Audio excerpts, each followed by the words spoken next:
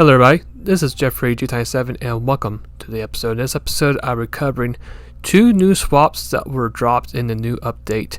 The first one is going to be the BMW M2 competition car.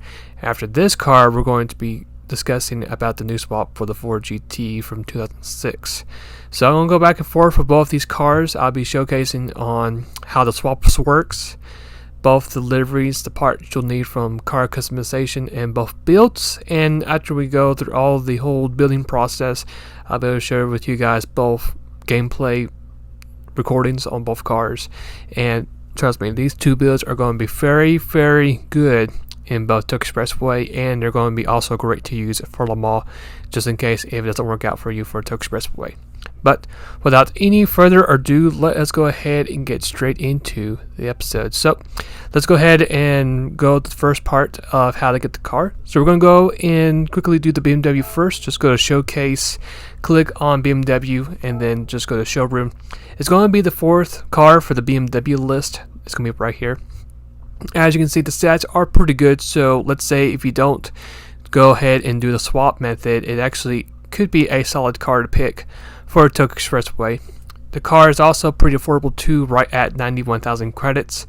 But for the swap, I would recommend going ahead and get you at least a solid 300,000 to 400,000 credits is what you'll need for the build process if you decide to buy the swap, and with all the parts and the custom parts from GT Auto. But a very solid pick overall. Even without the swap, I actually have done this car before, and it actually did decently good. I mean, it wasn't as strong as other cars, but still got the job done. Here is the Ford GT with the same method. Just go to America, click on Ford. It's going to be between the 17 GT and the Group B Rally car as well.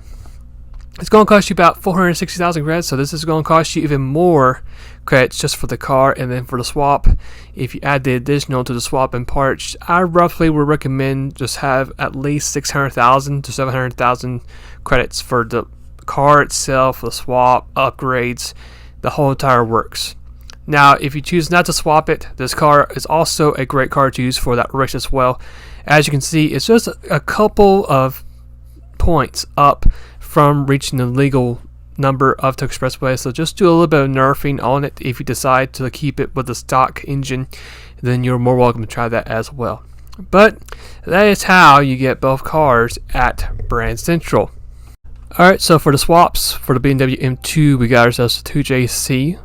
Even though by the numbers it is a nerf, don't let that fool you. We're going to put some upgrades into that engine, and trust me, it's going to make a real powerhouse when we get to Tokyo Expressway. But for the Ford GT 2006, it's going to be quite different. However, you can see the Maverick is going to be for the car, and you can see a huge buffs for this engine package. The only bad part about this is we'll have to do some serious nerfing in order for this car to be eligible for Tokyo Expressway. But if you choose this engine for Le Mans, then you're basically are going to just destroy the whole entire field.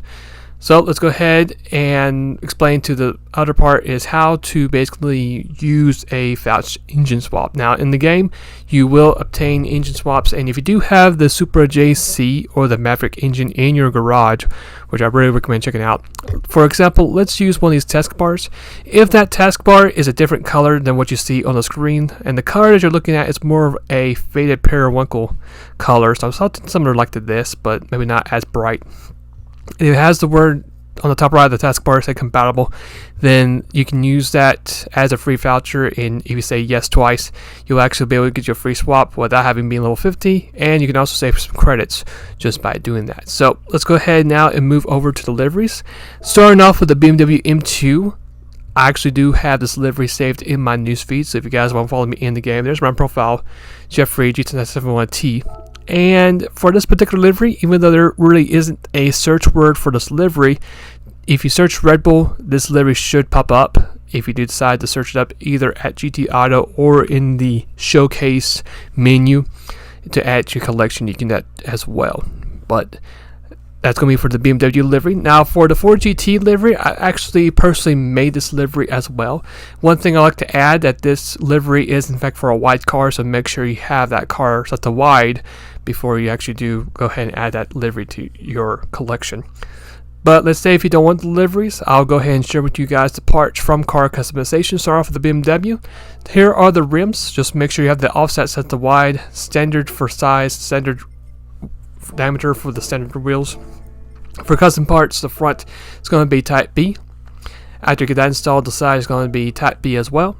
The rear bumper is going to be standard, and then for the wing, it's going to be custom wing set.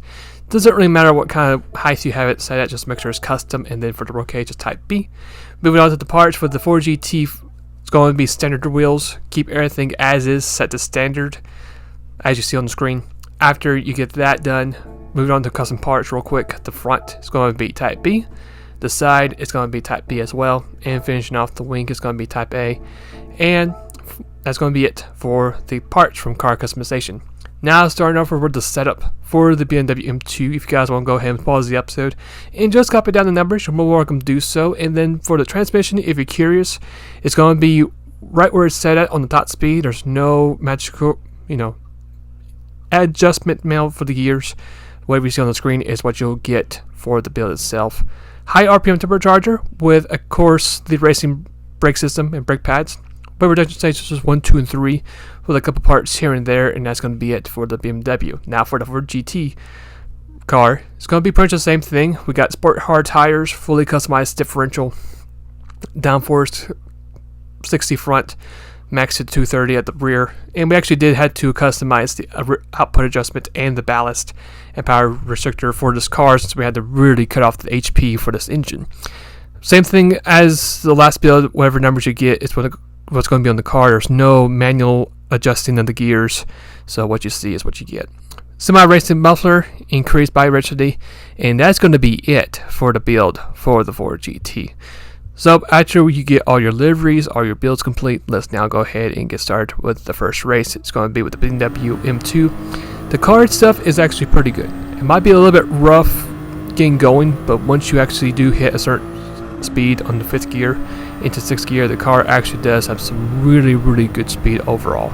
Not to mention, but also has decently good fuel and some pretty good handling as well for the Supra 2JC engine package. As we get through the first turn, we're going to be within a little bit in the top 10. We're going to be close to the top 5, but not quite there just yet. Now, thankfully for us, since we got those racing brakes in this car, we actually can allow ourselves to go a bit deeper into the corner, and the brakes do have a better, more response time than if you would have ordinary stock brakes on a regular car. So that's actually a good plus for this car. And the car itself actually was handling pretty good for this race. Even with the mixed conditions in the first lap, the car felt very smooth. Maybe a teensy bit on the oversteer side. I didn't really have any signs of any tightness unless you're close behind to another car like that just happened right there. There is in fact some dirty air. I just wonder if this update that they actually have added to where the dirty air really does kick into the front of the car. But despite that, if you just keep your nose clean and make sure you're not falling to anyone too close in the corners, just like that, the car should be a bit better, even though we actually did force the Porsche into the wall. We're going to make a move on the GTR. We're going to outbrake it, or try to. We're going to be side by side, and just like we did with the Porsche, we're going to force it into the wall as well, getting ourselves a top 5 as we get to the half of the first lap complete. As we head to that very tricky hairpin, this car actually does take this hairpin pretty nicely, which is actually good because this part of the track is in fact the most trickiest. We're actually going to make a move on the Impreza, as the Impreza was very slow at that point, as we have both the Supra and the RX-7 going pretty wide into the last corner. We're going to get ourselves a nice run on the Supra, and when we're at it, we're going to get a little bit of a tow from the RX-7 rear mirror as well. And we should be at least P2 when we finish up the first lap of this race. So there we are. We got ourselves a slingshot ready, engaged, and just like that, get ourselves P2 right in the first lap with a 219.9. So not too bad of a first lap. Fast forward to lap number 2, we've actually have caught up with the race leader pretty quickly, and we're getting really close to possibly making a move on the race leader. We're going to send it at a very unique angle. We're going to get very close to the rear bumper, but we're going to keep it clean still. We're going to follow very closely to the race leader, and we actually decide to have a little bit of fun with the race leader as we're going to get ourselves a nice tow from the race leader itself. We're We're gonna make a move on that's outside, and we're thinking, I wonder if we could possibly drag this car to the left. Well, we dragged it, and you see it's not moving toward the pit wall, so therefore a lost cause would. And that right there also probably killed our clearance bonus. But despite that, it was fun trying to play that little joke on the race leader, trying to drag it to the pit wall entrance, but it didn't work. But we're going to be side by side. We actually do have a little bit of a slight speed advantage over the NSX. As we get to the first corner, we're going to be side by side. We're going to brake a little bit earlier, since we're going to let the leader through, and we're going to send it right back into the corner. We're going to be side by side, but once again, the NSX does come back right at us. We're going to make another move right through this corner. We can't make it stick just yet. We're going to be side by side again, banging doors, and thankfully this time around we actually do get some more torque out of that momentum of the corner, and we actually do clear off the leader, and we finally can get ourselves the lead officially and get ourselves away from the rest of the field and basically put our head down. But it was some good battling, considering we actually had a very evil plan of sending the leader to the Shadow Realm, which didn't work, but you know, that's the way it goes sometimes. Fast forward to lap number 5 is going to be our hot lap for the race, so I really encourage you guys to just watch this clip and just see what the car is doing and just figure out what's the best way to work this car in the track, and then I'll see you guys when we get back from the hot lap.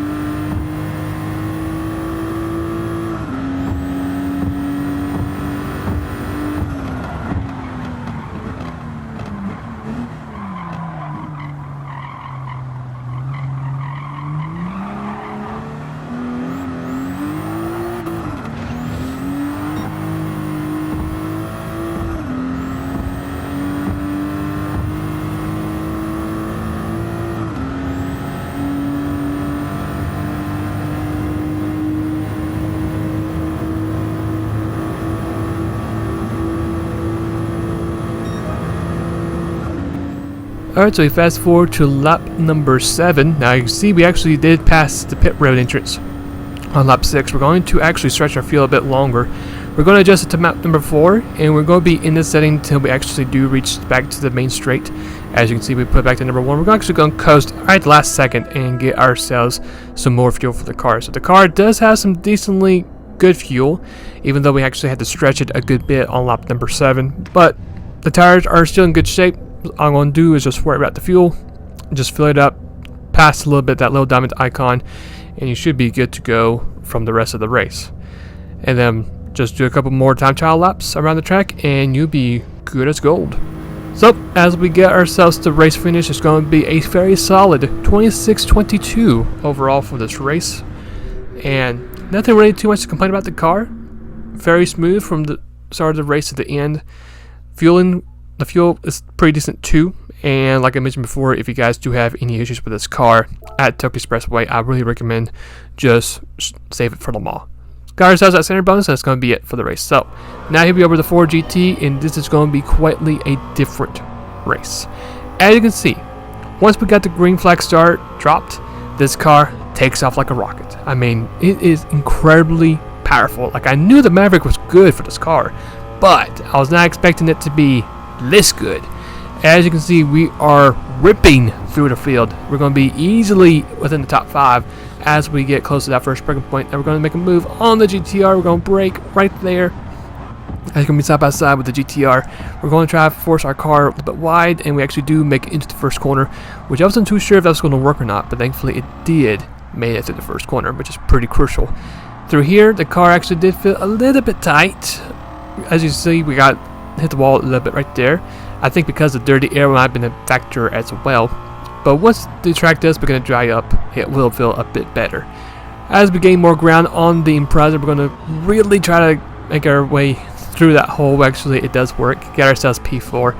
And now we set our sights on the RX-7 rear mirror and the old generation Supra, even though we actually messed up that corner, getting it a little tight once again. Once we get through this curve, we're going to hit the brake and just let gravity be our best friend and get back on the power. And this car, it just feels really, really good. Getting on back on the power through this corner, another good exit. We're going to try and make a move on the rear mirrors. We're going to be side by side. We're going to keep ourselves clean. We're going to play it smart, back off, follow the RX-7 through this corner. We're going to get ourselves such a great launch out of that corner, and we're going to carefully and quickly get ourselves a clean pass for P3. And while we're at it, we're going to try to force a little mistake on the Supra for P2, and it actually does cook this corner very badly. As you can see, it goes very, very wide. We actually went a bit wide too, but not nearly as bad.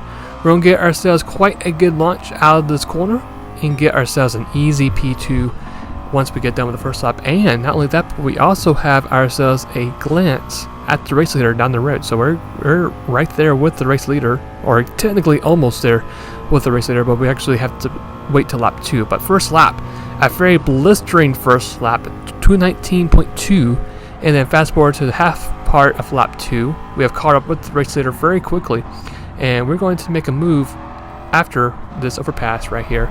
And this car, like I mentioned before, very quick, felt really good, and then once the track does begin to dry up, this car just comes to life, and you can see it easily made a pass for the race lead, and we basically ran away from it. I mean, they had no chance whatsoever to come back at us.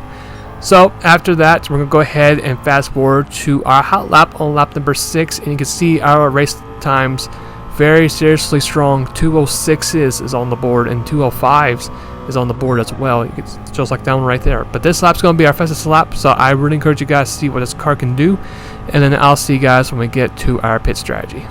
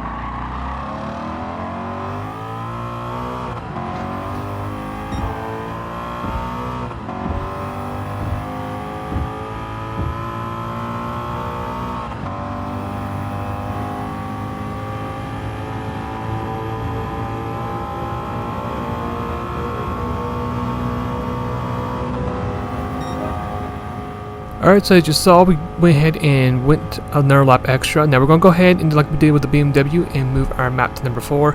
And we're going to stay in this mode until we actually do make it back to pit road. As you can see here, we just did like we did last time, except this time we actually did have enough fuel to make it in without coasting. So, very, very strong, fast car. We're going to do the same thing we did in the last race. Refuel the car up to passing the little diamond icon, just about a little bit. And that's going to be it for our race for Tokyo Expressway. But yeah, this car was practically on rails from the beginning of the race all the way to the end. Very, very strong, very quick. And if you are having struggles with this race for this car, then this car will be an absolute beast in Le Mans. No shadow of doubt of that. As we get down this race, it's going to be a very quick, solid 26-minute flat for this car. So a very, very quick, effective swap overall for this car. The car just felt very magical to drive, very quick, maybe a little bit teensy bit tight, but the handling overall felt really good on the car as well. And like I mentioned several times, once the track does dry up, the cars will feel a bit better to drive. But yeah, quite an incredible dominant performance with the Ford GT, 26 flat overall. And this time around, we actually got ourselves that sweet clearance bonus, and that's going to be it for the episode. So here's the next preview. I figured why not go ahead and do another duo swaps. So this is actually the 2017 swap, same engine swap with a Maverick. So I'm going to be curious to see what this car can do, if it's going to be at the same caliber level like the 06, or if this car is going to be slightly better, slightly slower, faster. You know, it's going to be pretty interesting to see what this car can do, but I'm very much looking forward to that, just to show you guys what this car is capable of doing. I got really high hopes for it, and even if it is a bit slower than the 06, I'm not going to complain about it, because with that Maverick engine swap, the car just seems so magical with that particular swap. So that's going to be one of the two cars I'm going to be showcasing in the next episode. Now the next car is going to be even much stronger than what the 17 is capable of doing. If you guys know, the BRZ type, I think it's type S15, has itself a new swap, and therefore it actually is one of those cars that has two additional swaps. So I'm going to actually do that car as well for Tokyo Expressway, and I'll be curious to see if that car, if it'll be just as good, if not even better, than the older Gen Imprezas, because the 98 and the 99 Imprezas, they also have that rally car engine, and this car has it too. So I'll be very curious to see if this car be better, about the same, you know, than the 98, 99 Imprezas, or if this car actually will be a lot better, considering it is a lot younger in age and, you know, being more advanced with technology and handling. But I'll just have to wait and see. This is the FR drivetrain as well, so that's going to be also a very interesting concept to see if this car is going to really be really good with handling, or what this car is going to do. But it's going to be pretty cool in my opinion. But hopefully you guys enjoyed today's episode covering the two new swaps for this new update. I really enjoyed going through these swap builds and just seeing how great they are in this race track. If you guys enjoyed the episode, want to go ahead and hit the subscribe button. This way you can keep yourself posted, and you'll know what's going to be, you know, happening in the next episode or a post. If you also want to check out my other social accounts like TikTok, GT Planet, all those listed there, you can also check them out too for all kinds of content I share with those platforms. And with that being said, hopefully you guys have a great rest of the day or night, and I'll see you guys later. Take care.